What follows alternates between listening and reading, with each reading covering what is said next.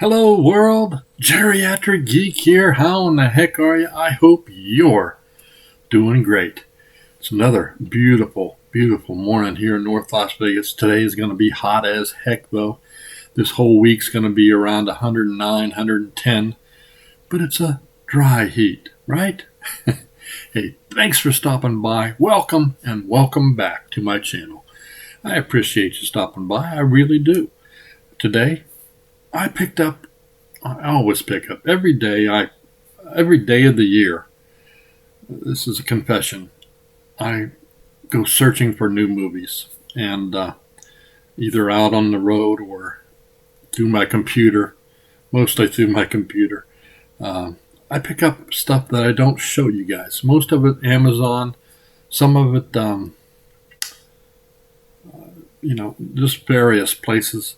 Various sales that I forget to do in a video. So that's what this is just, let's see, 8, I guess it's 8 movies that I haven't shown you guys that I recently got. And if you stay tuned to the end, special surprise. First one up. Let Me In. Is this what Stephen King said down here? The best American horror film in the last 20 years? I haven't watched it yet, but I'm going to find out. Let Me In is R-rated, 115 minutes from 2010. It's a romantic horror film. About 70% of the people that watch this have liked it. Let me know down below if you have seen it or if you've seen any of these and whether you like them or not. So it's a vampire flick. What's not to like about a vampire flick? That's what I say. In Bleak, New Mexico, a lonely bully boy, Owen, forms a unique bond with his mysterious new neighbor, Abby, who moves from town to town with a man who appears to be her father. Trapped in the mind and body of a child, however, Abby is forced to hide a horrific secret of bloodthirsty survival. But in a world of both tenderness and terror, how can you invite in the one friend who may unleash the ultimate nightmare? Sounds good to me. I shall find out. Next up, a Warner Archive. I picked up, I believe Let Me In was on Amazon for very inexpensive, and so was Mad Love, starring Peter Lorre, Francis Drake. Mad Love is not rated. It's black and white, 68 minutes from 1935. Another romantic horror film and sci-fi. Also, around 70% of the people that have watched this liked it. I don't remember ever seeing it, so one of the most fantastic horror numbers ever presented, they say. In his let's see, Dr. Gogol, who's played by Laurie, is in love with Yvonne, an actress whose appearance in a Grand Guignol-like horror theater has mesmerized him. She quits the theater to travel with her concert pianist husband, Stephen, enraging Gogol, but when Stephen's hands are crushed in a train accident, Yvonne turns to Gogol as a last resort.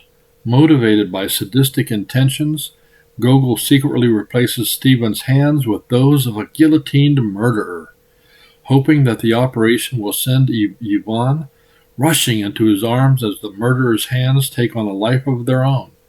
Mad Love is one of the most chilling horror stories ever put on screen, lending a macabre twist on themes of unrequited love and jealousy. Sounds like fun. Probably going to watch this one today. Mad Love. Next up, also I believe from, I think I found this on Amazon. Modern Marvels, Walt Disney World. Walt Disney World from 2005. It's 100 minutes long. It's a documentary. The world-famous Orlando theme park is not only the most visited in the world, it's also the most technologically advanced. From a network of underground tunnels connecting various regions of the park to the space-age propulsion technology of linear synchronous motors, the Disney dynasty has been on the leading edge of theme park innovation since the opening of Disneyland, its first park in 1955. With soaring castles, sleek monorails, and lifelike animatronics, history takes a behind-the-scenes look at the ingenious industry and incredible engineering feats that went into building the renowned 27,000-acre Walt Disney World complex.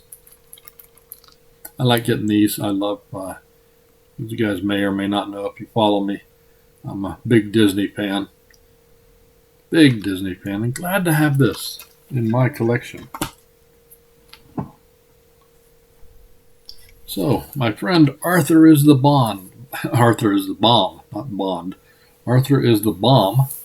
Hooked me up.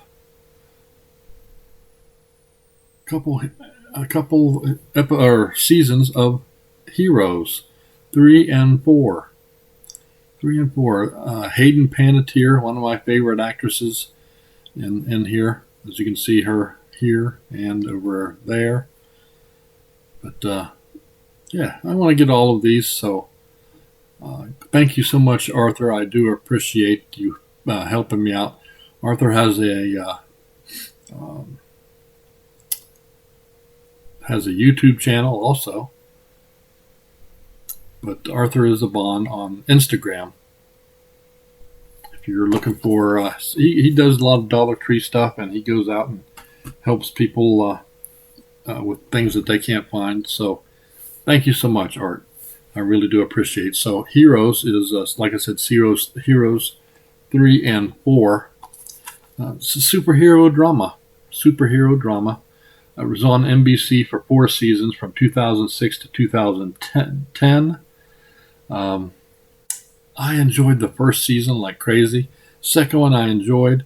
Third, not so much, and I don't remember watching the fourth or the fourth one. So glad to have them. I'm going to check them out again because I really did like that show. Let me know down below if you enjoyed it. Next up, another horror film. Wild Eye, Raw and Extreme. Also from Amazon. Very inexpensive when I picked it up. Asylum of the Devil. Asylum of the Devil is not rated. 50 minutes long. Very short. From 2020. This is from Wild Eye Releasing. And it's number 65.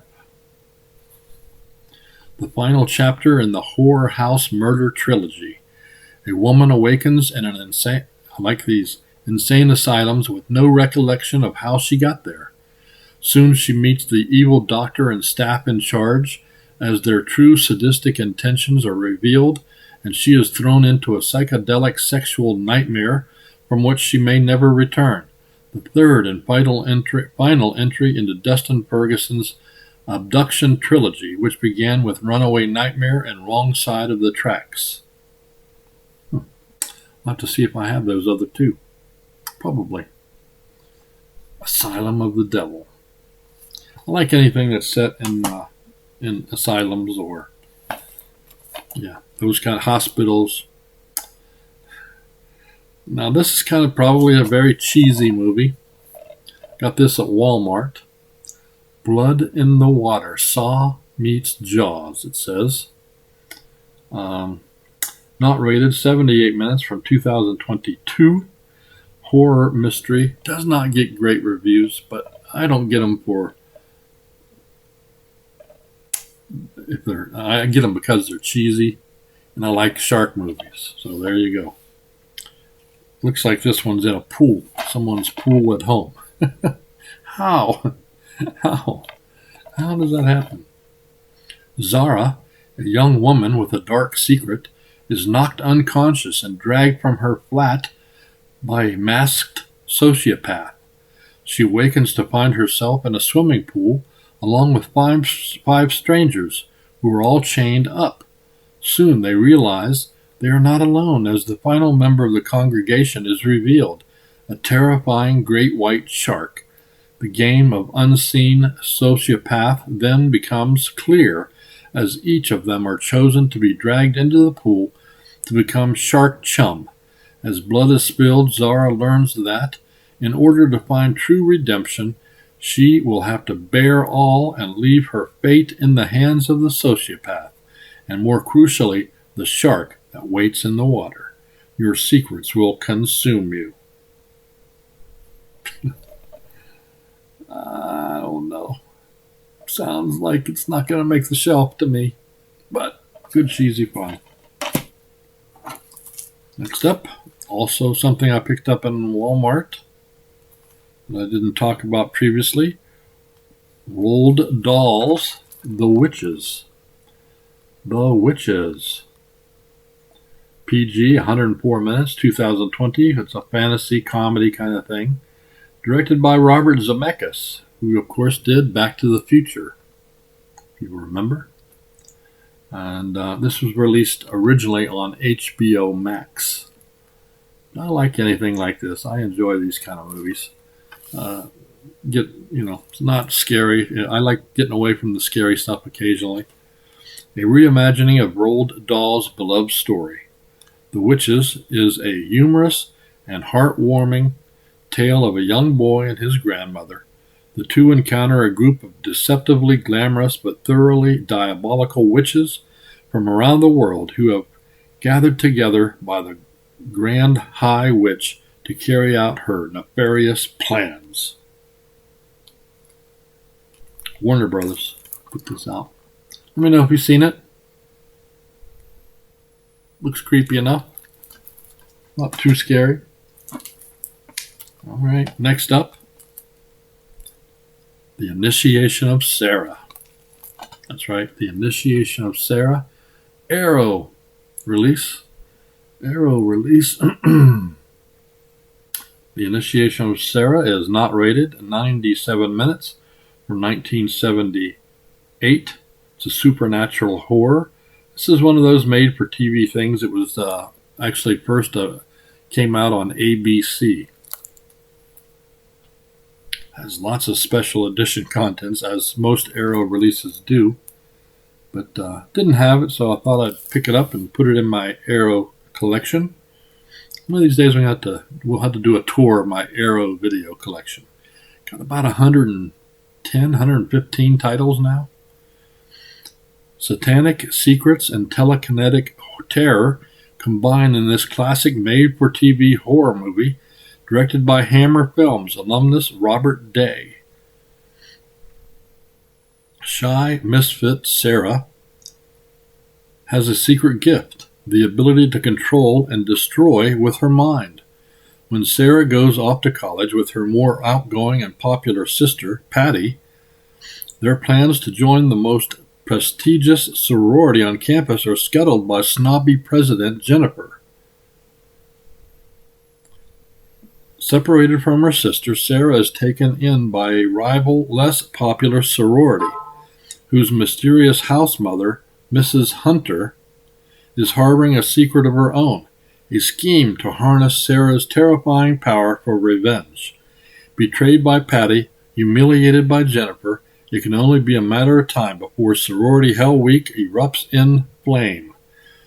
All right. Arriving on Blu-ray in an all-new restoration by Arrow Films from the original camera negative. The Initiation of Sarah has never looked better. So they say. The Initiation of Sarah. Let me know. Have you seen this one?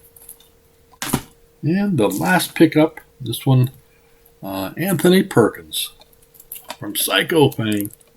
That's right, another Arrow release, Edge of Sanity. Edge of Sanity is R-rated, 90 minutes from 1989. It's a slasher film.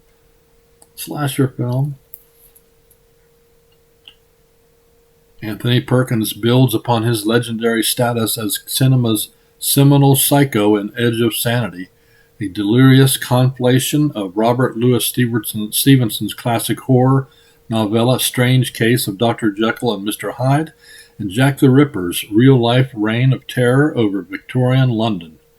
When his experiments into a powerful new anesthetic go hideously awry, respected physician Dr. Jekyll, played by Perkins, takes off into the night, casting aside the shackles of upper-class propriety as he disappears into the shadowy, decadent demimonde of Whitechapel in pursuit of sensual pleasures under the guise of Mr. Hyde, as his wife Elizabeth passes her time in charitable work, rehabilitating the district's fallen women. Hyde is drawn into an escalating cycle of lust and murder that seems to know no bounds.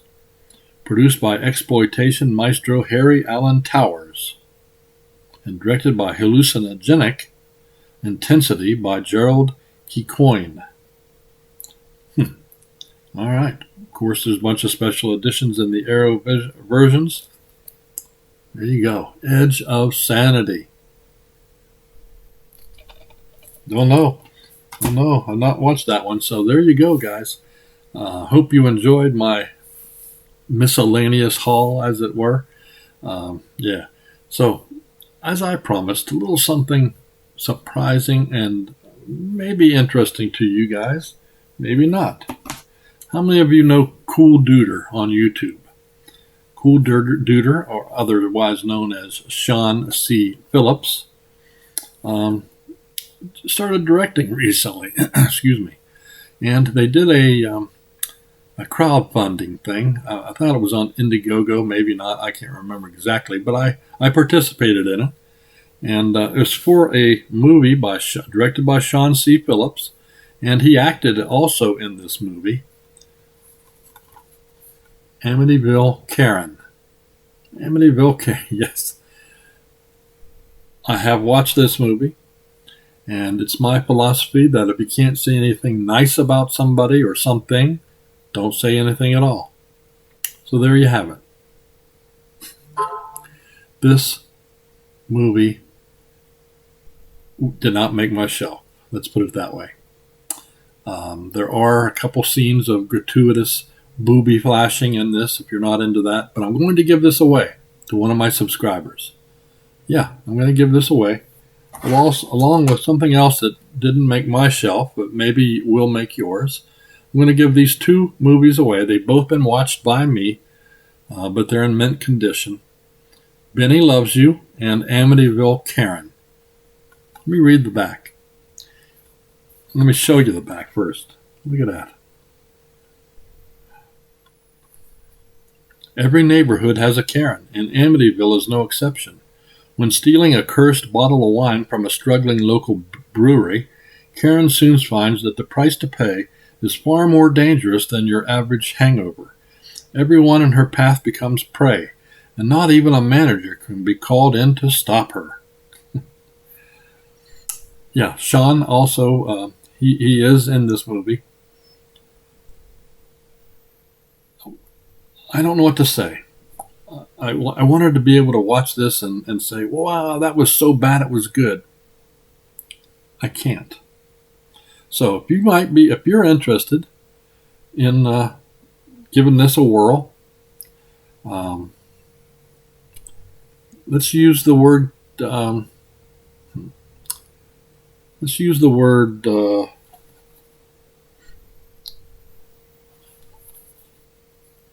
Karen. Use the word Karen as a code word in the comments below. And next Saturday, I'll pull the winner using YouTube comment picker. And you can own and watch Amityville Karen and form your own opinion. Form your own opinion about what you thought. I really wanted to like this movie. I didn't. Benny Loves You.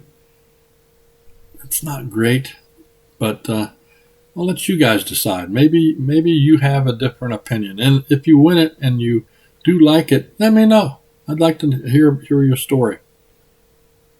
But that's all I'm going to say about it. If you want to win it, you have to be a subscriber. You have to live in the United States. I'll send these both along to you, cost-free. I'll take care of the shipping, everything. So you have to be a subscriber. You have to live in the United States. That's it. If you like my videos, give me a thumbs up. Also, subscribe. I appreciate it. Hit the notification bell so you know when I drop another video. So that's it from North Las Vegas. You guys keep smiling. Keep having fun. Keep that positive attitude about you. And until next time, peace.